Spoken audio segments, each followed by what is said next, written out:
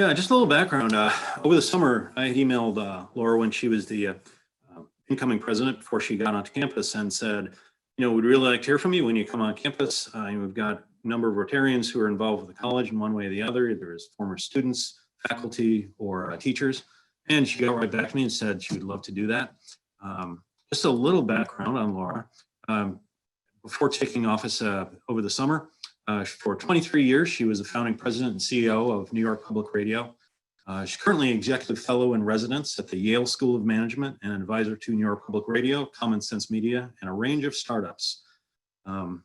Interestingly enough, you can go to the Bennington College bio page and you'll find a lot of very impressive things that she brings to our town, so, including Edward R. Murrow Award from the Corporation for Public Broadcasting. And for 2 years, she was named by Crain's as one of New York City's 50 most powerful women. So it gives me great pleasure to welcome Laura to our Rotary Club. Thank you so much. It's so great to be here. And as Dana said, I've been here since August 1st. And it's really also a real pleasure to meet those of you who have been part of Bennington College specifically, but all of you are part of Bennington College. I want to start with my happy dollar. It is that Bennington College has been COVID-free. We had 3 cases when people arrived, but since then in September, we've been COVID-free. And it is a real tribute to the community here at Bennington College and to the greater community and all of our staff and faculty and people who live in Bennington, for keeping the rules in mind and following them, and also the incredible care that the state of Vermont has taken to protect us all. So thank you for that, all of you. And I am so excited to take on this role at Bennington because I saw in this community and at the college a kindred spirit of idealism, creativity, and tireless creation. And I saw that today in your kind of lovely agenda of items. And I do have to tell you that the only connection I've had to the Rotary is that I got a small scholarship, but it was very meaningful from the Rotary Club in my hometown when I went to college. And so I am forever grateful. And, many people have asked me why I came to Bennington College from public radio for of all things. And I see a lot of connections, like public radio, Bennington College, and the community have an insatiable curiosity. You and the people at Bennington and the alumni are all lifelong learners and definitely unsatisfied with the status quo, and committed to making change and doing public service. The appetite for both knowledge and justice is apparent all around me on campus every day. The way our students fuse it with art and self-expression it's unique to the Bennington worldview and central to the experience that we provide. A Bennington education that balances individuality with structured support is, I think, very special in today's world. And I think the skills our students develop in that balance are more critical than ever. This kind of rare balance of freedom and guidance is the work that this college does every day, and allows students both kind of to follow their own passion, but also to kind of think hard and swim in some ambiguity at times. We all know that to get to where you've been in life, you have to kind of deal with ambiguous kind of situations, burning questions, and also then figuring out and structuring what you're going to do. The attention that the faculty at Bennington devote to their students and their crafts is like nothing I've ever seen at an undergraduate level. And every day it inspires me. And I want to talk today about, how I think we can, at the college, create an even closer relationship between Bennington College and the Bennington community. and I am committed to, continuing the work that Mariko and others have done here to make the ties even stronger, and would love to hear some of your ideas as well. Because I think the Bennington community is kind of, and the college are kind of interconnected in so many ways. So it's as a small liberal arts college, we of course are facing some of the uncertainty and the headwinds, of higher education. And one of the things, that I'm here for and that I see as my job as for the college, but also for the greater community, is to address those headwinds and to be prepared to get out ahead to ensure that Bennington will survive and thrive in the long term.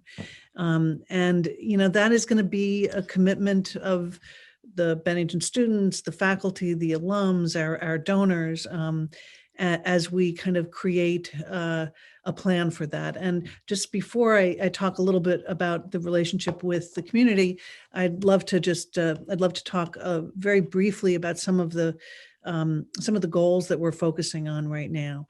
Our first goal this year was to successfully navigate the challenges of COVID by prioritizing the safety of students, faculty, and staff, while continuing to advance the core mission and the teaching of the college. And as I said, it's my happy dollar.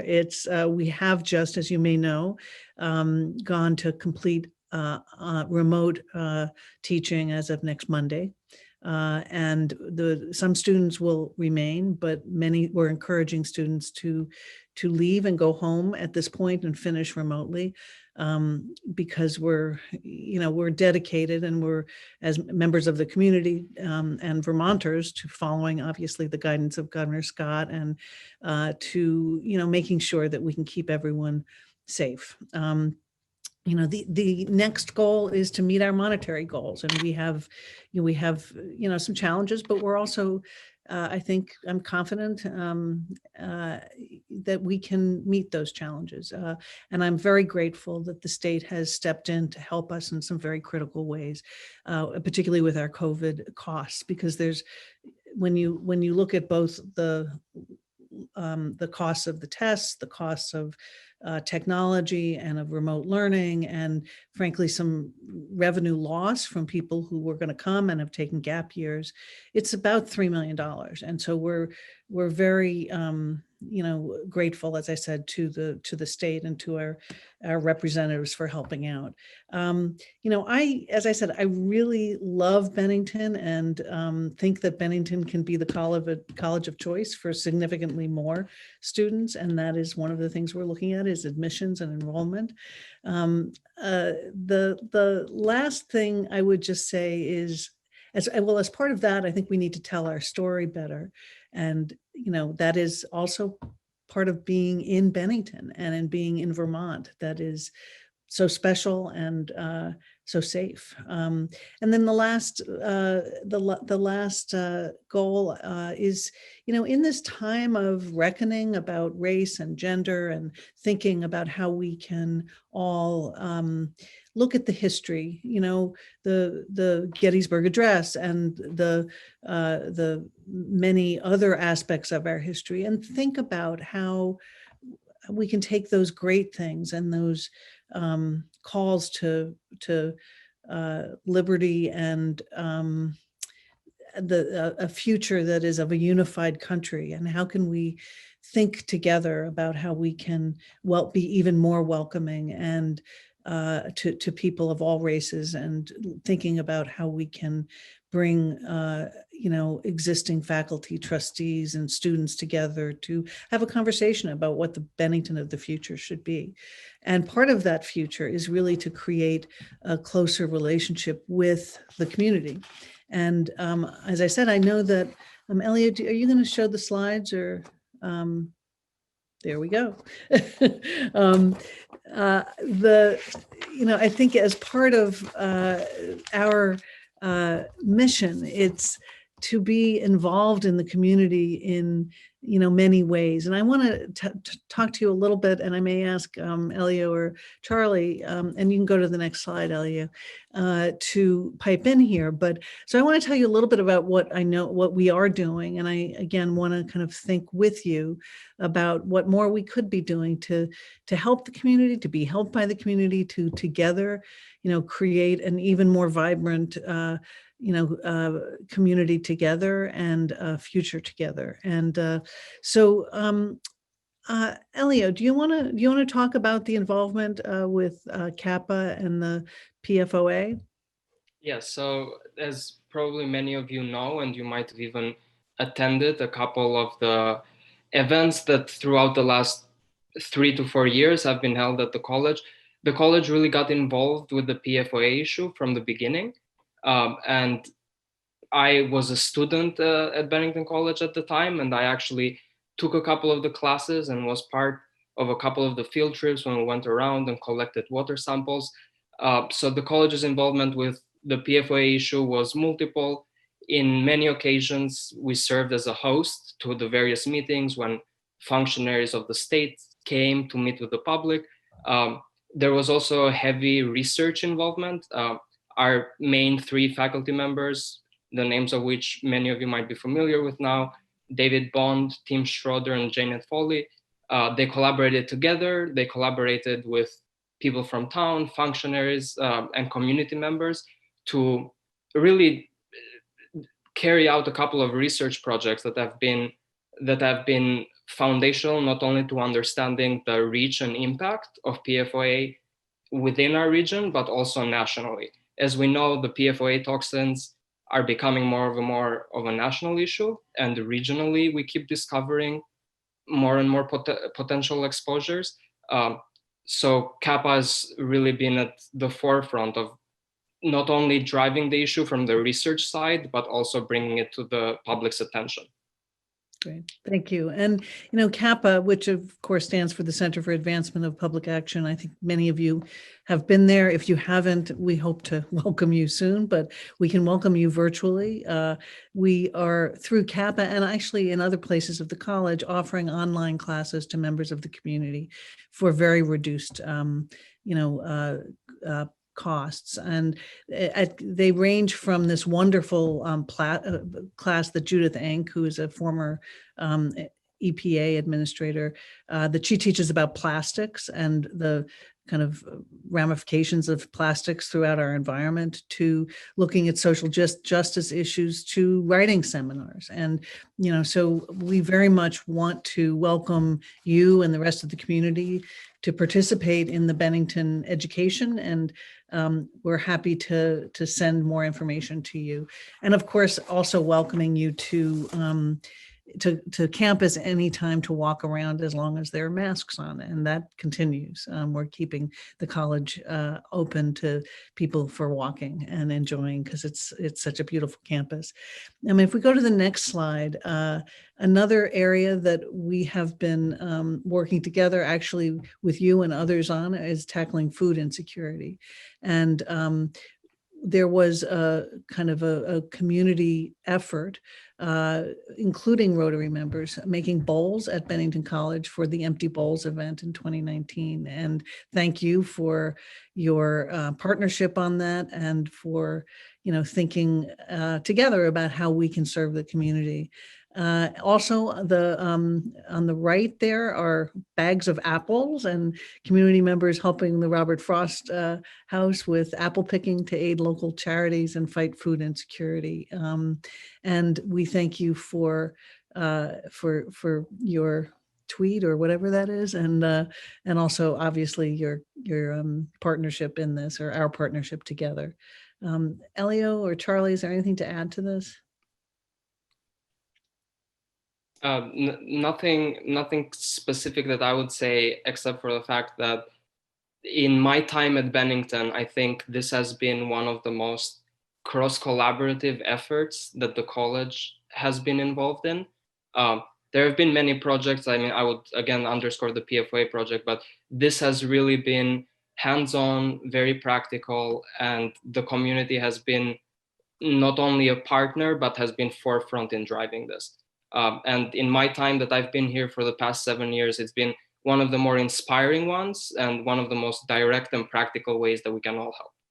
Yeah, thank you. And the next slide, I think I would just say that Elio is a living example of Bennington grads who also stay in the community. And as we all are thinking about, the challenges facing Bennington and Vermont in general, we love it when our students stick around. We love it when they do their fieldwork terms here in Vermont and in the Bennington community, because that makes them even more likely to want to stick around and make Vermont their home. As you know, we have a fieldwork term, which is from January through mid-February. This year, some students are doing it obviously virtually, some in person.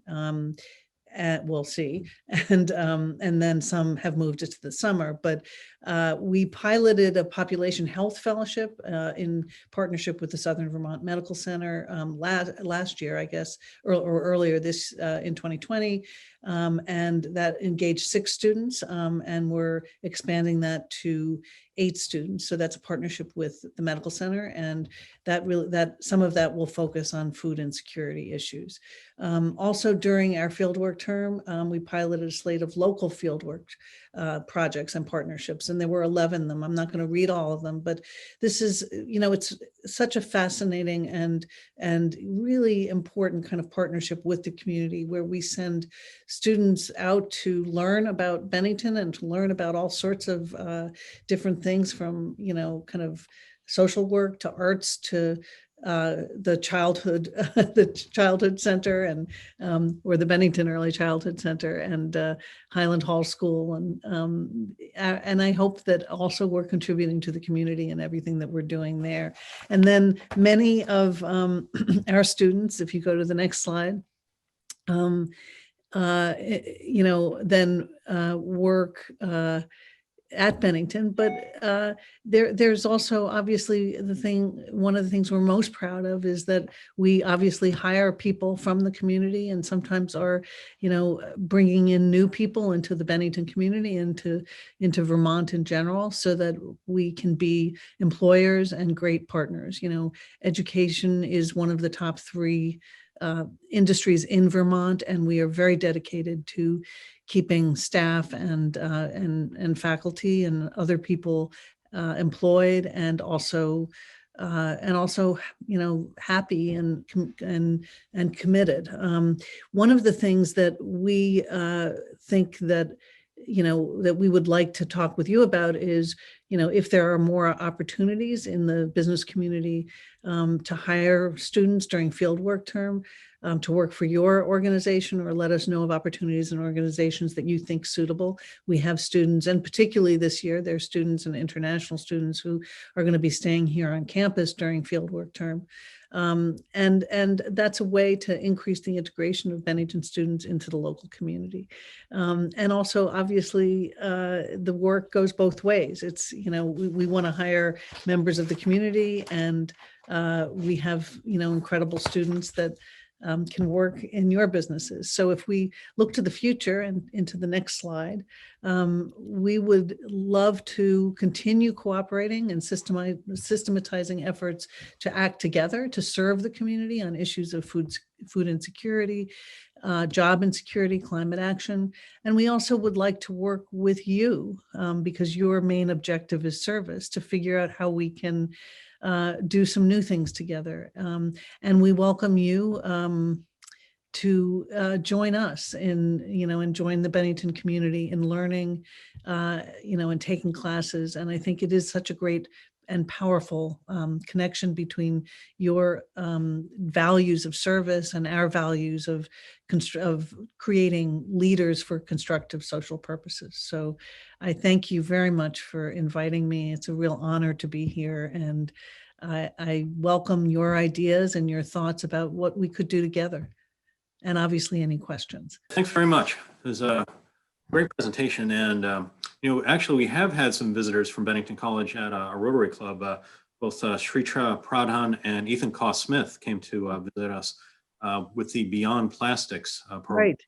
And our former Rotary President Jerry Albert really took the lead in spearheading that, and so we had worked with them on a program to basically find plastics waste in Bennington, bring it back to the college where it was then identified, and Ethan and Shreecha brought it up the supply chain to the farms or whoever it was that, and so they're letting know that, higher up in the corporate hierarchy, this is what's affecting us downstream. Exactly, right. We had a great partnership with those guys. Thank you. Great. Does anyone have any questions? There's two branches of Rotary that involve young people. One is Interact, which is a high school branch that we sponsor, and we have young people from the high school doing various community service. That is pretty well entrenched, and they've been around close to 20 years. And the other branch is called Rotaract, and there's like 4,000 Rotaract chapters throughout the world, and they're geared towards college-age students between 18 and 30 years old. We did apply and got our charter for the Green Mountain Rotaract Club. So we do have a club, and we were just getting it off the ground when this COVID hit and blew it all to pieces. But we did go to Judith Ink's class and address her students about Rotaract. We did meet with Ethan Smith, who Dana told you about, was doing this project for identifying plastics. And we also met with the director of Lightning Jar. I see Dimitri is here, which is great. And we almost had it to a point where it was going to take off. And like I said, the COVID hit. But keep in mind, we're going to do it Great. as soon as this is over. And I would love to meet with some people from the college, your college, Yes. as well as the other colleges in the community. This is what our thinking was. Our thinking was, if we get a Green Mountain Rotaract Club, we could involve Southern Vermont College, which of course that's not going to happen, and CCV, the Nurses College, the Baptist College, and who am I leaving out? No, and Bennington College, of course. Yeah, that was our plan, and it still is our plan. It's just that it's still in the incubator right now because we can't meet. But I was wondering, is Ethan Smith still at the college? Yes, he's a senior. Great, great. So, he's great. He's great. And, So maybe I better. I will talk to him. I'll give him I'll talk to him. Thank you for mentioning that. Very good. Well, I just want to, as the months go on, you'll probably be hearing about Rotaract. So now you have a little background. Thank you. And we'd love to partner in any way. So let me know, and we'll put together a team to talk to you. It's great. Super. Thank you. Dimitri, you. Thanks, Dana. Hi, President Walker. Great presentation, and welcome to Bennington and to Vermont.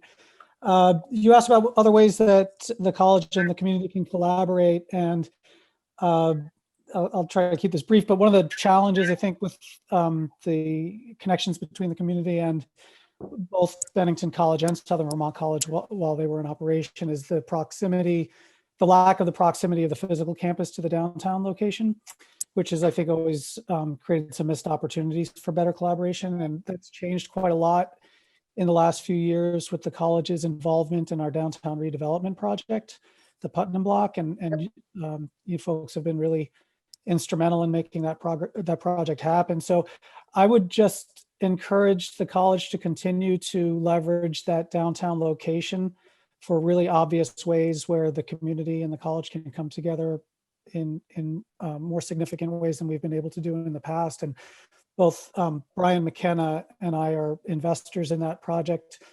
And we would love to invite you to come to meet with the Putnam team and hear more about that project and find ways where you can be more actively involved there. I think that's really the low-hanging fruit. And then one other initiative, which I'm sure you and other folks here are aware of, that the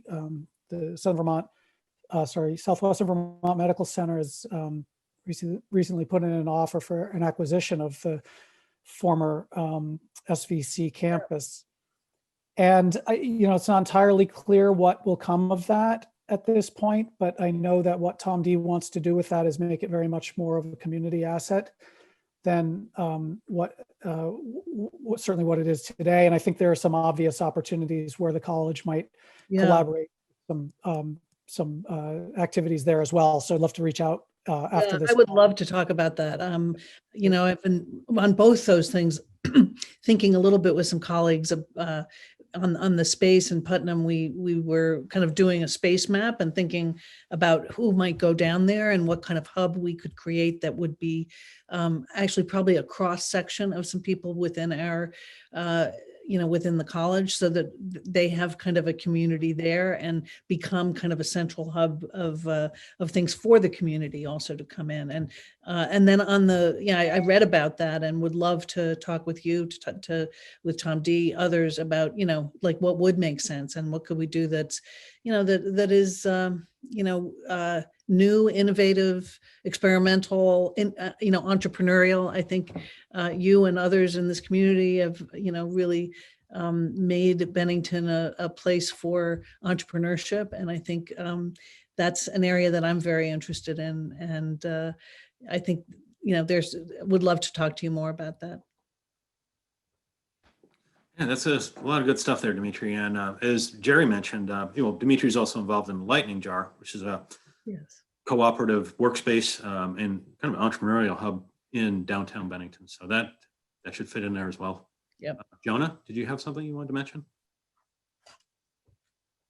Hi, Laura. Welcome, and it's great to have you here. We're so excited, and I have to say, the things you said in your opening remarks just are very near and dear to my heart. Talking about looking at history and the intertwined story of the college and the community.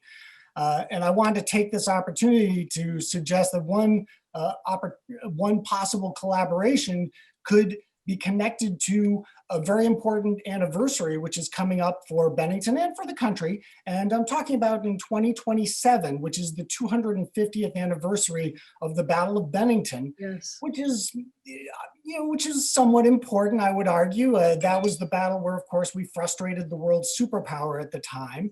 And it was also the crucible in which the Republic of Vermont was founded. And of course, our republic being the first one to have a constitution that outlawed slavery.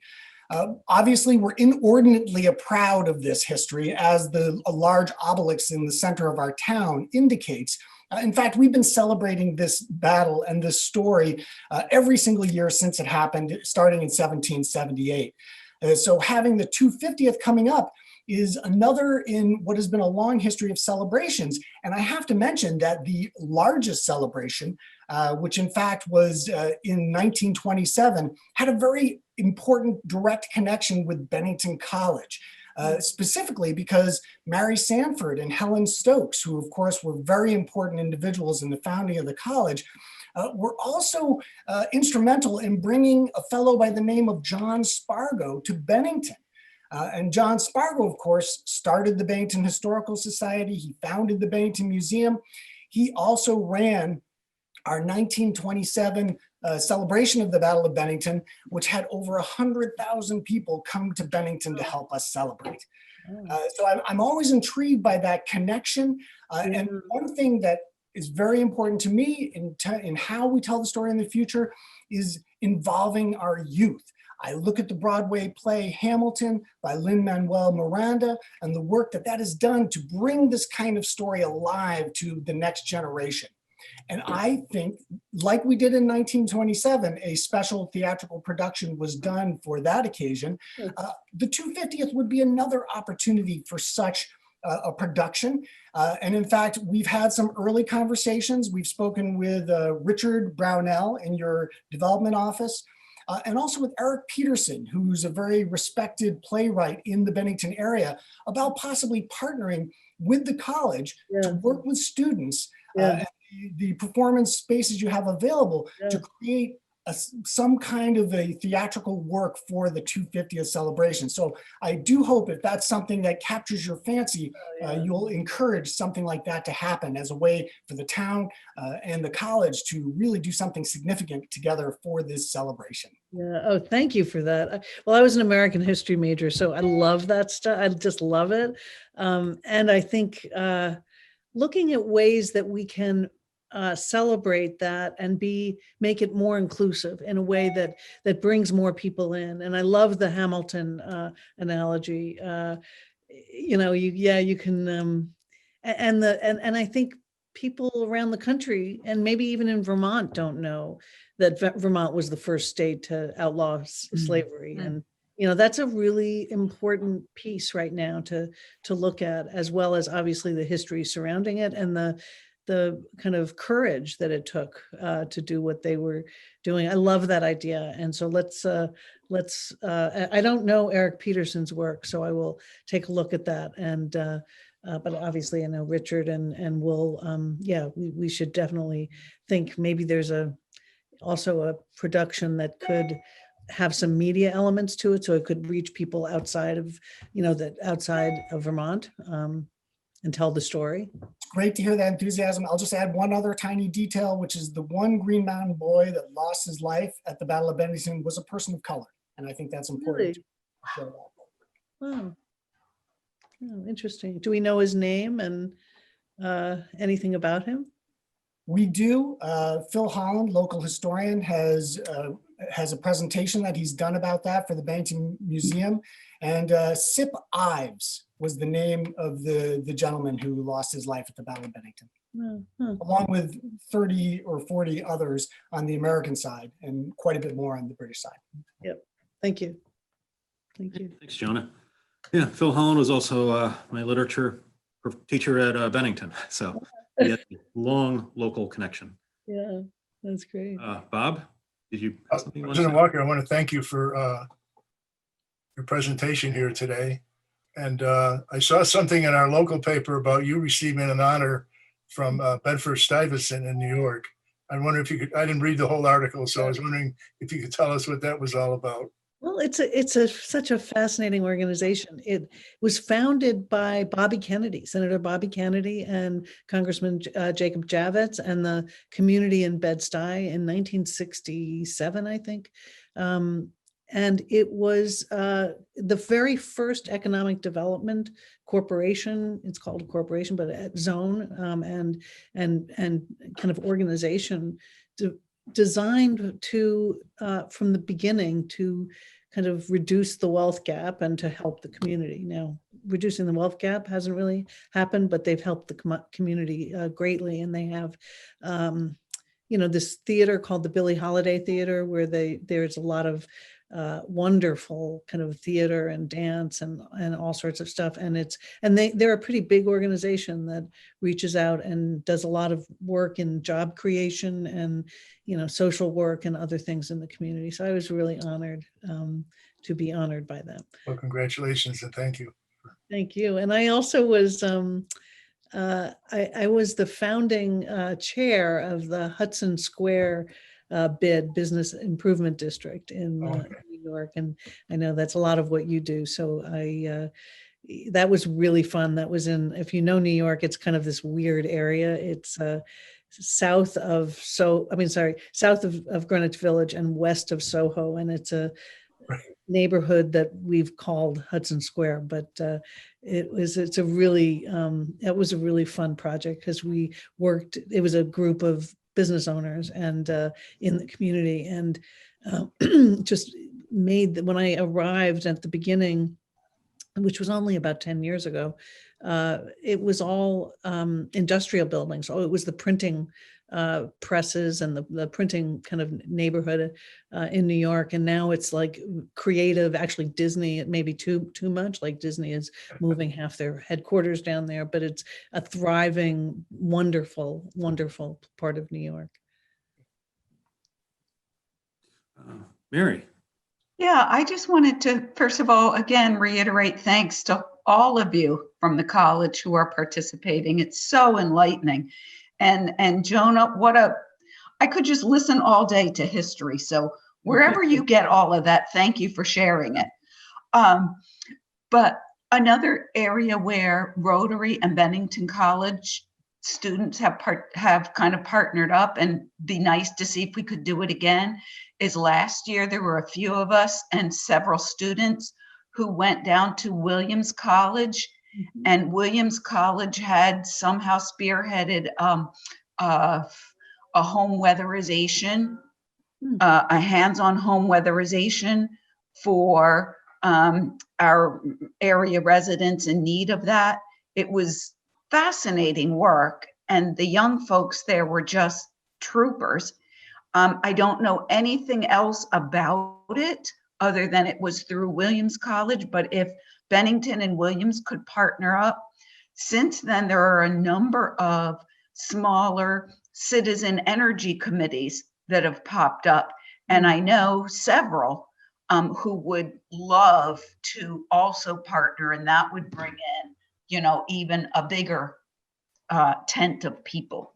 That's a great idea. Elio and Charlie, maybe you could follow up, and because I'm sure that would be great. What did you do during the home? Did you actually work on homes? We did, and somehow, and I don't know how residents found out about this. At least one home that we worked in, the woman said she had found out through her church, and there was an application that was put in, and there were, I mean, it wasn't, you know, you didn't have to walk around with a tool belt or ladders, but you did weatherization around windows, doors, put the little things that go in outlets, just it's fairly easy weatherization. And the college had put together big tote bins with all the supplies you would need for each house. And all we had to do was kind of bring our own tools, which weren't much other than, you know, maybe scissors and a few things like that. But it was fascinating, and it was so well received by the people we worked on. And I can just imagine how many other people could use that help. That's right. Right. Thank you. That's great. We should find out. There's so many things that I didn't know about. Yeah, there's a lot to it. And for example, the village in North Bennington now has LED lighting in its streetlights. And I believe that came from a study Yes. at a Bennington College class. Great. The home weatherization is part, as far as I remember, has been happening every winter for the past years, and it's been in collaboration with Williams. We have a active chapter of Habitat for Humanity on campus, so I think that that's also partly, there was some partnership there, but I don't know that it was driven by Habitat for Humanity, but I also know that there's interest and involvement on campus yearly with this. Marsh? That story that Mary was sharing just reminds me of one of the things I've really enjoyed. A fair number of the students at the college, Bennington College, have joined us in Climate Advocates, which is a part of 350. And we've done lots of adventures together. We went on a march to Washington. We had a large climate march here in Bennington. I think it was about a year and a half ago. And it was really pretty amazing to see 200 students from Bennington come down the road being concerned about the environment and ready to stand up to advocate for action. And so students have been involved in lots of things with Climate Advocates, and we hope to continue them. For that event, one of the things we did was I went with some of the Bennington students to the middle school, and we had the privilege of talking with a lot of the students and sharing concerns. It's really great. And I think one of the things that I enjoy best about that is building relationships with the college students. It's been a while since I was a college student, and it's great to share their energy and learn from them and share with them. And there's been a lot of really rich relationships that have grown out of like insulating together and marching together.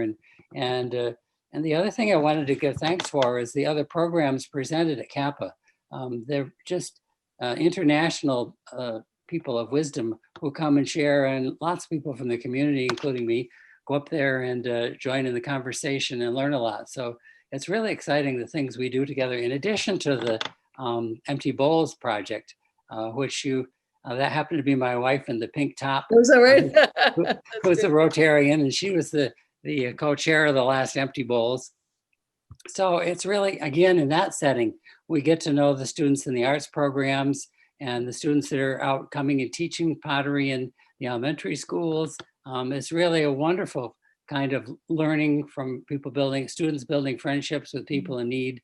It's very rich working together. I remember growing up in Bennington as a kid, and Bennington College might as well have been in Alaska.